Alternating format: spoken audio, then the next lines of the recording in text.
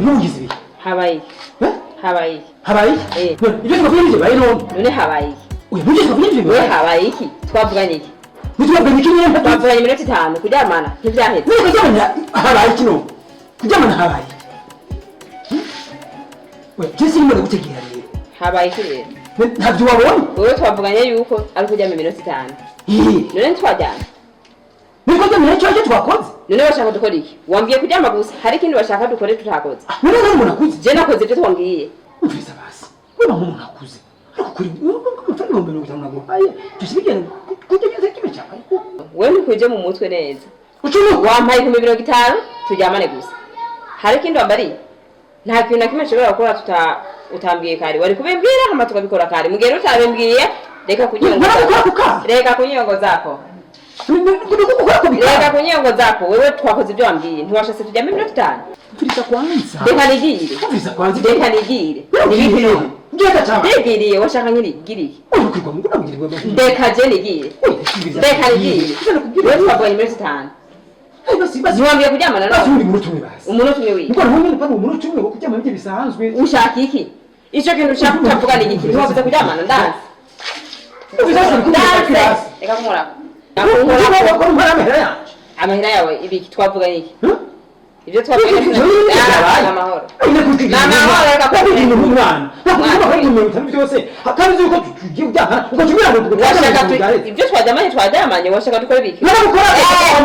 Bikashobora hajyanye. Wambwiye ushaka turyamane twaryamanye. Washaka iki twaryamanye ntiwambwiye turyamane gusa. Twakoze iki? Twaryamanye washaka dukora iki? Boss. Nibiki wewe? Namahoro. Mbega yakuraba none. Biramuraba nyene. Tende kuraza gukora wewe. Erega boss nanje gukora aho nyene muhagaze. Rero se ndahagaze twakoroka cyangwa tubanza kwarika. Sivyo nimwe bikuraba rero. Biramuraba. Ahubwo ngo nawo vyumvirize. Ingo nawo vyumvirize. Akuneza abantu. Ingo vyumvirize. Ndeka kuneza abantu. Ingo vyumvirize. Uriko mubaza ngo boss inze. Rero je ngende mukoresha. Bisigure. Bisigure. Cyangwa vyumvirize. Ziyumvirize ingene vyakunyiba. Nanze. Naho umukozi yumva. None bisigure ko umukozi atagira ijambo rero. Ongera hari hari cyo ngerekeze ho. Umukozi afite ijambo. Ubwiriza.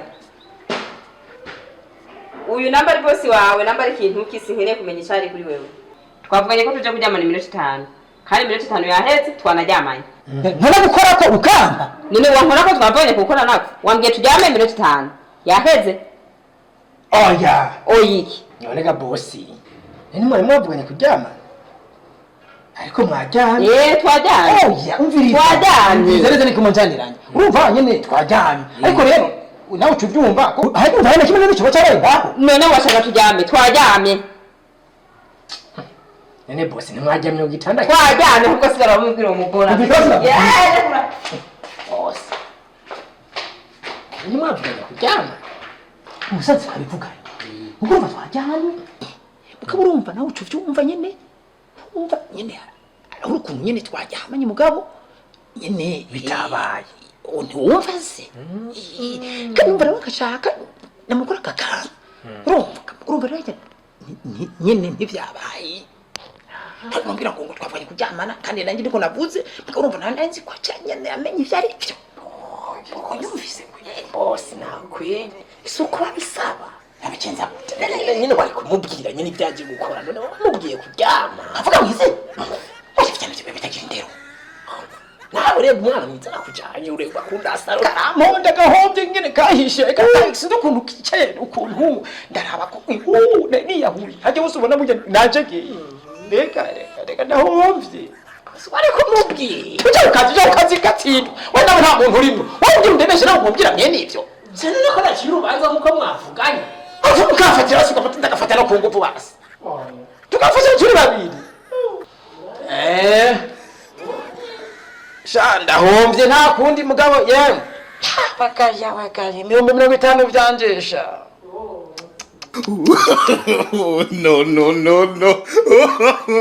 no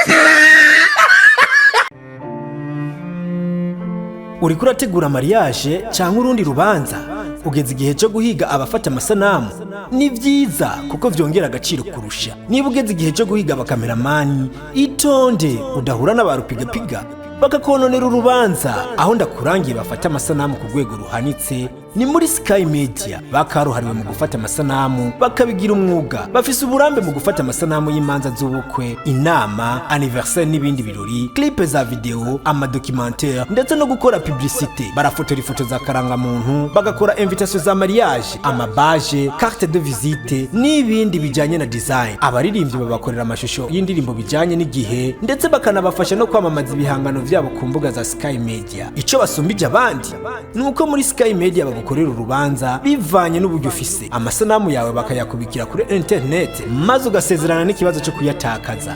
Iyo ukoranye nabo inshuro zibiri, ku nshuro ya gatatu bakugabaniriza 20% Dukorera i Muyinga centre kwibarabara rya Kizungu uciye kuri 09 ugana kuri hoteli ya Rakasa. Ku bindi bisobanuro wohamagara kuri 68 ubusa 41 124 canke 69 115 524. Wotemberera ku mbuga za Sky Media Burundi kuri Facebook no kuri YouTube canke ukatwandikira kuri email skymedia b2@gmail.com.